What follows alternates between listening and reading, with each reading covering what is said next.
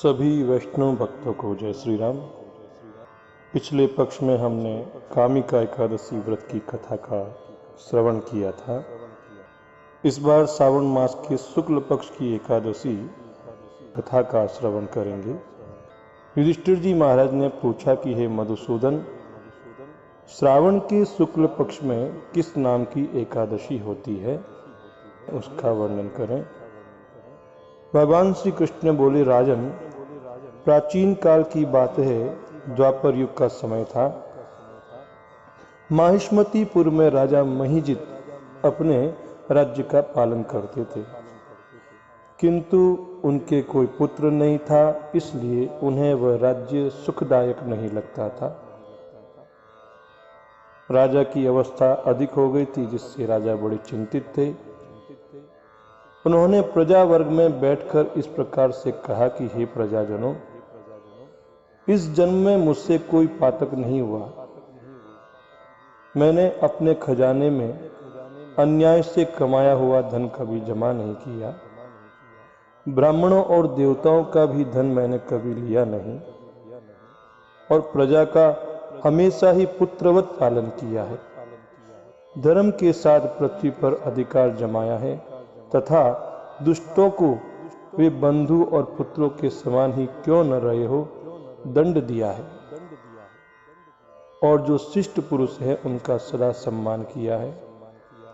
किसी को द्वेष का पात्र नहीं समझा। फिर भी पता नहीं क्या कारण है, मेरे घर में आज तक पुत्र उत्पन्न नहीं हुआ। आप लोग इसका विचार करें।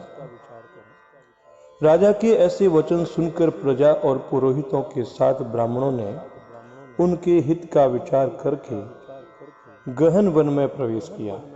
राजा का कल्याण चाहने वाले वे सभी लोग इधर उधर घूमकर ऋषि द्वारा सेवित आश्रमों की तलाश करने लगे।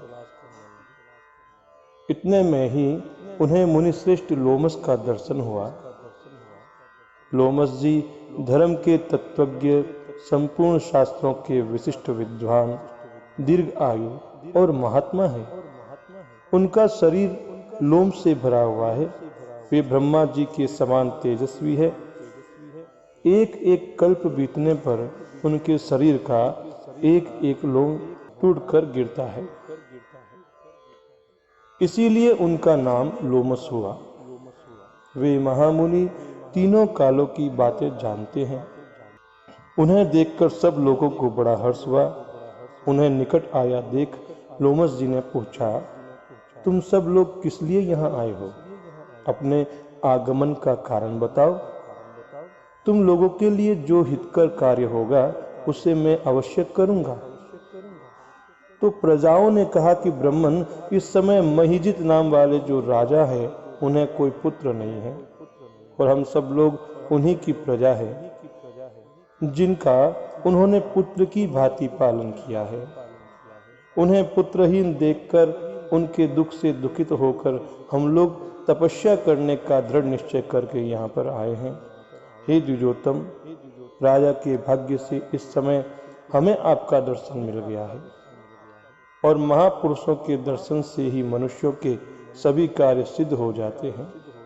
हे मुनि, अब हमें उस उपाय का उपदेश कीजिए जिससे राजा को पुत्र की प्राप्ति हो। प्रजाओं की इस प्रकार बात सुनकर महर्षि लोमस 2 घड़ी तक ध्यानमग्न हो गए।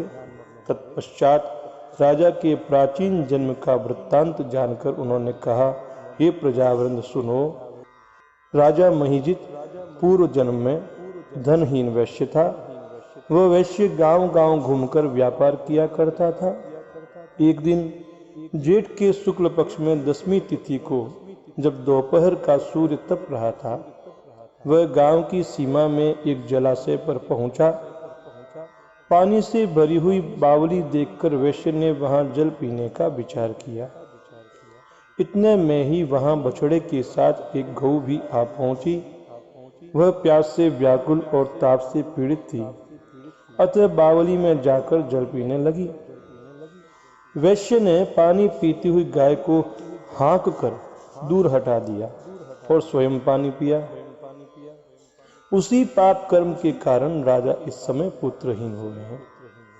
किसी जन्म के पुण्य से उन्हें अकंटक राज्य की प्राप्ति हुई है। तो प्रजाओं ने कहा, हे मुने,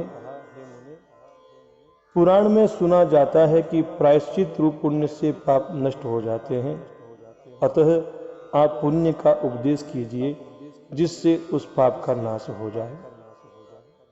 लोमस जी बोले, प्रजाजनों, श्रावण मास के शुक्ल पक्ष में जो एकादशी होती है वह पुत्रदा एकादशी के नाम से विख्यात है। वह मनोवांछित फल प्रदान करने वाली है। तुम लोग उसी का व्रत करो। यह सुनकर प्रजाओं ने मुनि को नमस्कार किया और नगर में आकर विधि पूर्वक पुत्रदा एकादशी के व्रत का अनुष्ठान किया। उन्होंने विधि पूर्वक जागरण भी किया और उसका निर्मल पुण्य राजा को दे दिया। तत्पश्चात रानी ने गर्भ धारण किया और प्रसव का समय आने पर बलवान पुत्र को जन्म दिया। इसका महात्म्य सुनकर मनुष्य पाप से मुक्त हो जाता है तथा इह लोक में सुख पाकर परलोक में भी स्वर्गीय गति को प्राप्त होता है। बोलो श्री कृष्णचंद्र भगवान की जय।